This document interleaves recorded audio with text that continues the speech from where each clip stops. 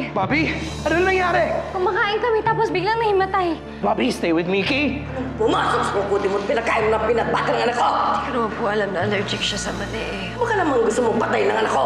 Ni Hilaria, wala namang kasalanan si Eloisa eh. Wala namang may gusto nito eh. Bakit ka nakikialam? Usapang pamilya mo, hindi ka pwede dito! Oo nga, alam ko. Hindi nyo nga ako kaano-ano. But that boy is my brother. That's why I care. Pasalamat ka at walang masamang nangyari kay Bobby. Dahil kung mayroon, hindi kitang makapatawad! Ikaw ba may sinisikreto sa amin ng nanay mo? Nagiging malupit ka raw sa apo ni Doña Hilaria. Tay, magkaibigan lang po kami ni Bryce. Yang pagkakaibigan yung iyan, ikinakapahamak ng ate Eloisa mo ngayon. Nagkatampuhan kasi ang ate mo at saka yung nanay ni Bryce dahil sa inyo. Maraming problema sa mansyon. Sana wag na tayong dumagdag pa. Bobby, kumusta ang pakiramdam mo, anak? Ma, si Eloisa. Andito ako, Bobby. Eloisa, sorry. Sorry kung naging bad ako. Hindi ako galit, ha? Simula nang dumating yan si Eloisa sa buhay natin, ang sunod-sunod na yung kamalasan. Tingnan mo nga, ilang beses nang na-o-hospital yan si Bobby. Eh dati-dati naman, di siya nagkakasakit. Parang yang si Eloisa ay nananadya na talaga. Bakit naman niya gugustuhin saktan si Bobby? Diba syempre, isa na siyang Buenaventura ngayon, di ba? Kung ano man mangyari kay Bobby, instant milyonarya siya. Ipapasundo ko si Luwalhati. At mula ngayon, siya na uli ang mag-aalaga kay Bobby. Konti na lang. Pag napatunayan natin na meron silang relasyon ni Chino, balik sa babuyan ng mga yan, kasama niyang pamilya niya. Ay, dead bot. Girl, may charger ka. Ay, tsipanga pala yung phone mo. Kaya mo na.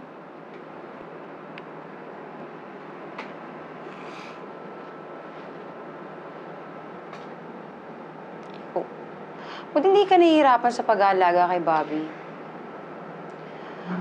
O ako yan, suko ako agad. Wala akong pasensya sa ganyan. Hindi naman siyang mahirap alagaan eh. Tsaka, lagi siyang sumusunod. Sa'yo, siguro. Kasi nakikinig siya sa'yo. Ewan ko kung ano magic ginamit mo dyan, napapaamo mo siya. Alam ko naman na masama yung tingin niyo sa akin eh. Dahil mukha akong pera at opportunista ako. Dahil pumayag ako sa gusto ni Doña Hilaria. Pero ginawa ko lang yun dahil wala akong choice. Kailangan ko isalba ang tatay ko at yung napiin na tinitirahan namin. Alam ko naman yun. Mahirap lang kami, Gigi. Wala kaming pera pambayad sa gamot ng tatay ko. Pero hindi ako masamang tao. Hindi ko kayang manakit ng iba. Lalo-lalo na si Bobby. Nung pinangasalan ko siya, tinanggap ko siya ng buong-buo. Nangako akong aalagaan ko siya at hindi ko siya pababayaan. Kaya hindi ko siya masasaktan. Kaya huwag na kayong magalit sa akin. Girl, hindi ako galit sa'yo. Oo, aminin ko noong una nagdududa ako, pero hindi naman ako galit sa'yo. Alam mo, girl, ang totoo niyan, pareho din naman tayo eh. Noong una akong inuwi ni Raul sa bahay, paabot langitin yung pagdududa sa akin ni Mama kasi tiyontis na ako nun, di naman niya ako kilala, walang-wala ako nun. Pero tagal bago niya ako natanggap bilang isang Buenaventura. Kaya ikaw, relax ka lang. Siyempre nagpapanikin si Mama kaya kung ano-ano sinasabi niya. Pero bukas makalawa, okay na rin yun, ha?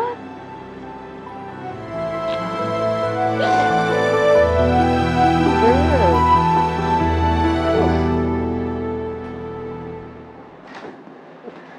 Ano yun, girl?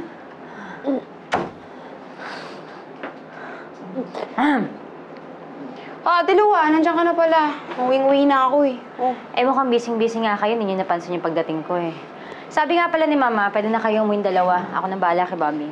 Mabuti naman. Uwi na ako. Ano ba yan?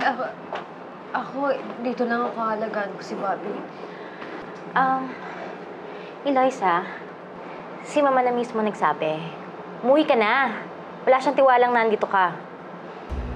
Alam ko naman na wala siyang tiwala sa akin, kaya nga nandito ka eh. Pero hindi ko kayang iwanan si Bobby.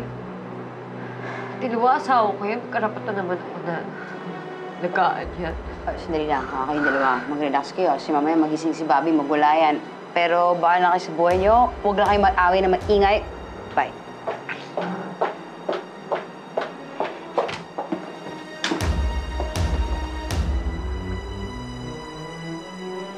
Ano ba yan? Isang basa ng pawis.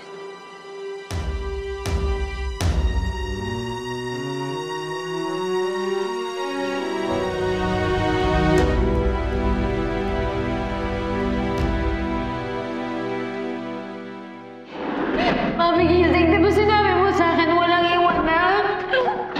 Mami!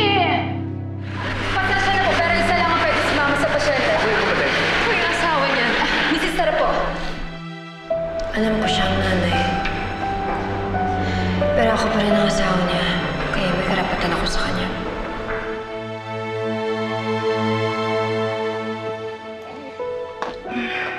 Nay Rosing, gising ba kayo?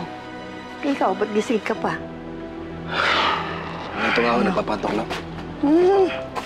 Kailangan pa ba yan? Ha? Patok lang naman talaga eh. Isa lang ho. Huwag kayo mag-alala. Isa lang. May pinasasabi si Ateng. Ano naman? Salamat daw. Dahil sa ginawa mo kay Bobby. Sus. Hindi naman niya kailangan magpasalamat dun. Kapatid ko si Bobby. Lahat gagawin ko para sa kanya. Wala akong hindi gagawin para sa kanya, Nay. Alam ko yun. At alam din ni Ating yun. Kaya naisip niya, mabuti na rin at narito ka.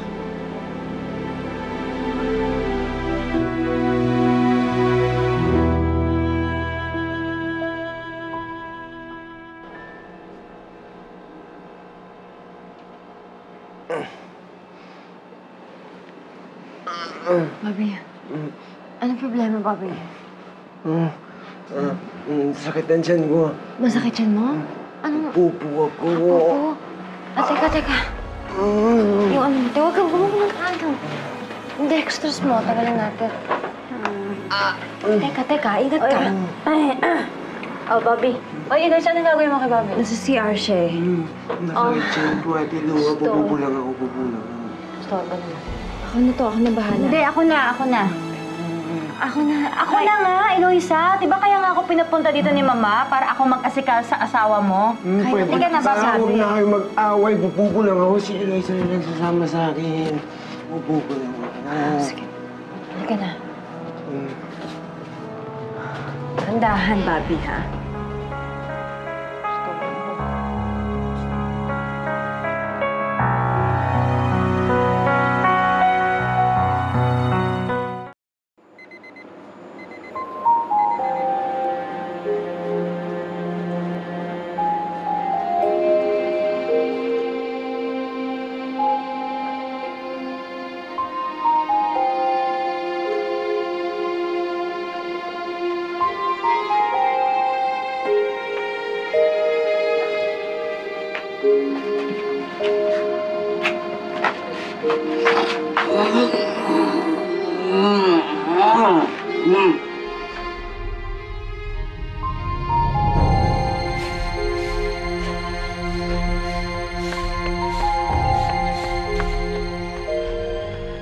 Ma'am Gigi! Ano ka ba naman? Nakagulat ka naman, Liling. Saan kayo galing? Ang aga niyo naman hong gumising. Nag-jogging! Ano ba? Nakita, tumatakbo pa ako. Eh bakit pa po kayo nakapantulog? Eh sit ang trip ko eh! Ano ba pakialam mo? Hindi ko pinakikalaman yung lipstick mo nang hindi ka pa naliligo. Sige na, matutulog na, maaga pa ako. 1, 2, 3, 4, 5.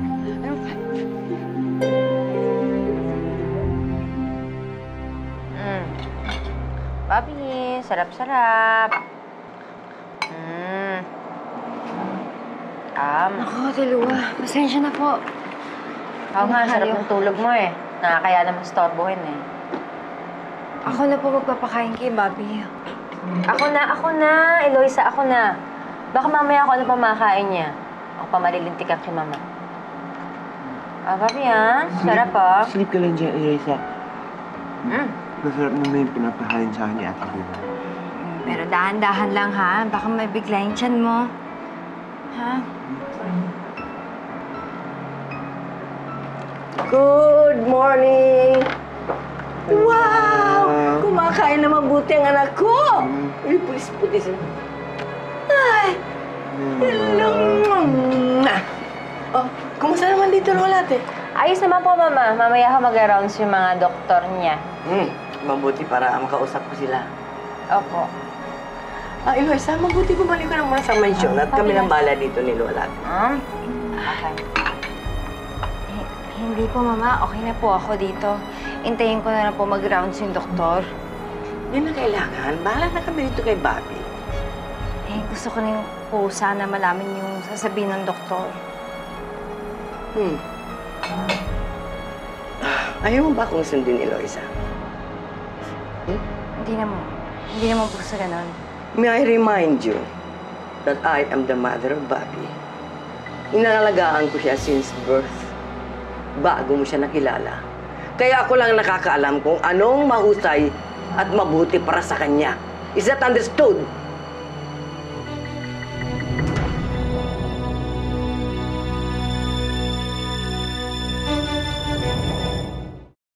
Mama, away ba kayo ni Eloisa? Sana huwag kayo magalit sa kanya kasi ako na lang pumilit na kumain ng sandwich. Tapos, para masilbihan ko naman siya. Bobby, pwede ba huwag kang makisawsaw dito? Usapang matatanda ito. Tumigil ka na, ha?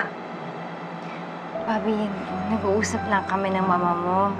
At saka isa pa, tama naman siya.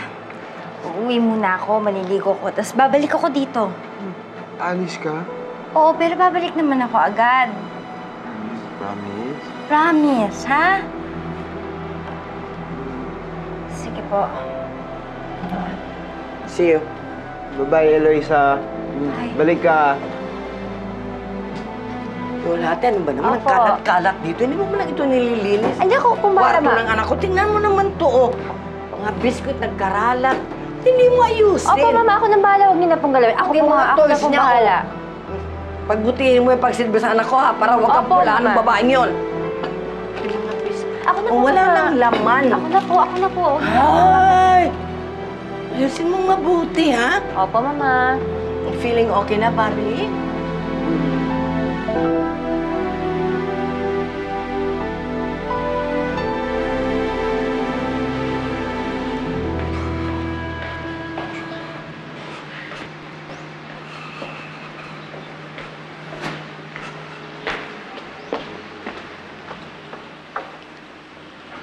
Kamusta si Bobby? Okay naman siya. Magana na kumain. Sana makauwi na siya nga. Ikaw? Kamusta? Okay naman ako. Umuwi lang ako para maligo, pero babalik din ako sa ospital.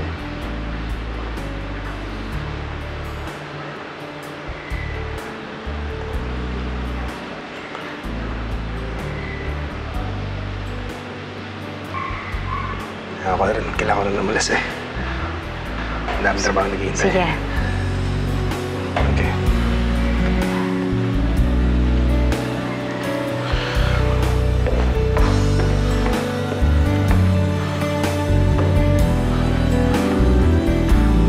Laging ikaw sa aking panaginip, hindi... Salamat naman at maayos na ang lagay ni Bobby. Naku, kinabahan talaga kami nung nakita namin sinusugod niyo siya sa ospital. Oo nga po eh. Mabuting nga nandun si Lucian ng mga panahon yun dahil ako, baka napano na si Bobby. Kumusta ka naman, anak? Hindi ka ba pinag-iinitan ngayon dahil sa nangyari? Hindi naman po. Mabuti nga yung pakitungo niya sa akin doon. Mabuti na lang sinabi ni Bobby na ganito yung nangyari at hindi naman yung iniisip nila. Malaking bagay yun. Mabuti naman kung gano'n. Kinakabahan kami ng tatay eh. Sa dami ng problema mo sa mansyon. naisip namin baka madagdagan pa yung pagkakasakit ni Bobby. Napagsabihan na namin ng nanay mo, si Mila, na iwasan si Bryce. Nang sa ganun naman, hindi na kayo magkasamaan ng loob ni Lalhati. Talaga ho? Nagalit. Hindi naman. Naipalawanag naman namin ng mabuti. Paabot na ng kutsarita tayo. Basta anak, tandaan mo ha. Kung sakaling agrabyaduhin ka, kaya saktan ka nila sa mansyon, huwag kang mag-aatubiling bumalik din ha. Kahit habang buhay ko pang bayaran yung mga pagkakautang natin sa mga binabenturang yan, gagawin ko. Huwag ka nang nilang api-apihin.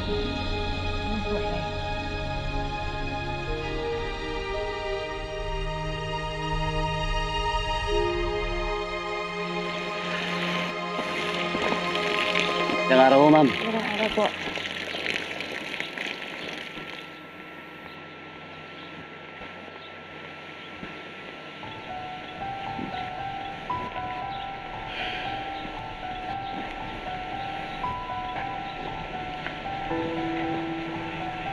Oh, Eloisa, saan ka pupunta? Pupunta po ako ng ospital. Nadalahin ko si Bobby. Tumawag kami na lang si Ateng at pinasasabi na huwag mo na raw kitang paalisin. Bakit ho daw? Hintayin mo na lang. Baka lang gusto ka niyang makausap. May problema ba? Okay ka lang ba? Noong unang tinanong sa akin ni Don Hilaria kung gusto magpakasal kay Bobby, hinindihan ko siya. Kasi ako sigurado dahil hindi naman din bira magpakasal sa isang katulad niya. Pero ngayon na nakilala ko siya, oo, minsan hindi talaga madali. Malikot, kulit, pero napakabait niya. Napakalambing. Siya lang ang nagparamdam sa akin na bagti ako ng pamilyang to. Hindi ko siya masasaktan.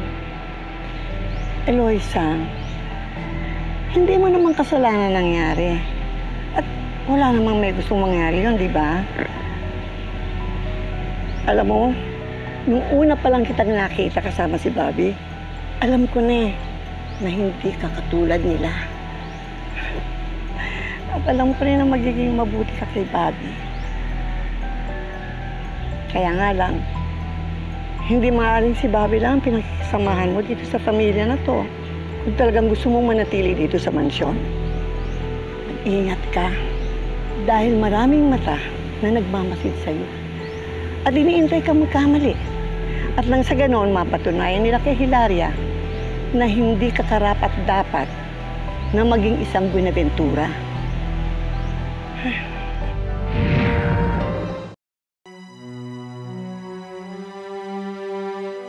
Pakigawan nga ako ng ganitong salad at hindi pa ako nag-breakfast. Pakisabi, huwag lagyan ng kamatis dahil wala ako sa mood kumain ng kamatis. Hoy, girl! Saan ka punta? G, andyan ba si Mama? Nako, sis, bakit? Hindi, ibig sabihin, busy ba siya o... Girl, sis nga pala. Sis-in-law. Payong kapatid lang. Huwag muna ngayon. Mali ang timing mo. gusto ko lang naman kasi sorry ng formal sa lahat ng mga ginawa ko. Girl, ganito yan makinig ka sa akin. Kilala mo si Mama, di ba? Kapag galit yan, parang nabubuga ng apoy. Ngayon, lalo na kung si Bobby ang concern niya, hindi ba? Kaya pwede, hintayin mo muna lumamig yung ulo niya, tsaka ka mag-sorry sa kanya. Bakit di mo gayaan yung diskarte ko? Iwas pusoy ka lang. Kapag to the left siya, to the right ka. Kapag to the right siya, to the left ka. Ganun na siya kasimple. Tapos bumawi ka na lang sa ibang paraan. Gaya nga nung sinabi niya ngayon na, samahan daw kita sa trabaho mo. Pinapabalik niya na ako sa trabaho ko? Oo!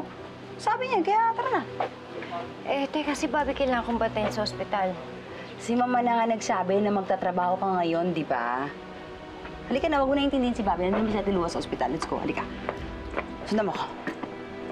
Nagawa na natin yung pinaka-importanteng bahagi ng pagtatanim natin. Healthy yung soil natin. Ngayon, yung pangalawang pinaka-importante, okay, ay yung tanim mismo ng mga punla. Tapos kailangan natin alagaan Tinan mo ha. Paglipat pa lang ng punla, Chino! dapat maayos na. Buti nakita kita, kanina pa kita hinahanap. Di ba, girl? Liza, ginagawa niyo dito? Wala, magpa-fashion show. Ano sa tingin mo? Siyempre magtatrabaho. Papakilala ko nga pala sa'yo ang bago mong assistant. Assistant? G, wala na tayong pinag-usapan na... Oo nga, tsaka kailangan ko ba ng assistant? Oo! Ay, kung may problema kayong dalawa kasi si Mama nagutos nito. Ngayon kung may issue kayo, sa kanya kayo magpaliwanag. Pwede ba yun? Oy, wala naman palang issue. So, paano? Kayo muna dyan. Ako doon muna dahil umuulan na, ha?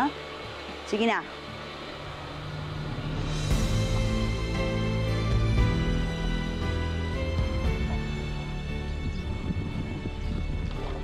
Palit.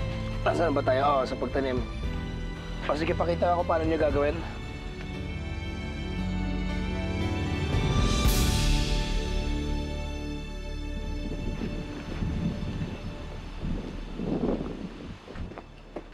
Chi, ano? Ano reaction nila? Natuwa ba sila? Wala, steady lang. Ano?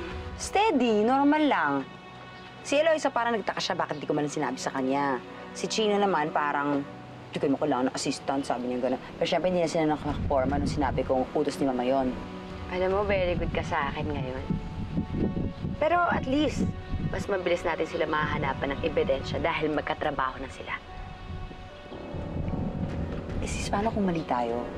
Paano kung malisyosa lang pala tayo mag-isip? Wala naman pala tayo ng relasyon. Teka, di ba ikaw yung nagsabi sa akin na parang meron silang something? Na nagyakapan sila, di ba? Oo, pero hindi ako sigurado nun. Ikaw lang yung mapilit. Dahil kailangan nating hanapan ng butas si Eloisa. Para tuloy na siyang masira sa mata ni Mama. Konti na nga lang yung mamanahin natin sa mga Buenaventura. Makikihati pa siya. Nakikinita ako na ang galit ni Mama. The moment na malaman niya na niloloko ni Eloisa ang tagapagmana ng mga Buenaventura. And worse, ang bastardong anak pa na si Chinong pependeo sa kanya.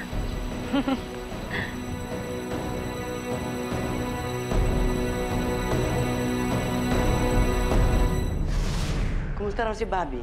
Eh, medyo restless daw po eh. Kasi kanina pa niya hinahanap si Eloisa. Saan naman kayo nagpuntang babaeng yan? Gigi, tawagan mo. Tinatawagan ko nga po, sakit na nga ng tenga ko. Huwag mong tigilan. Tawagan mo ng tawagan. Hello?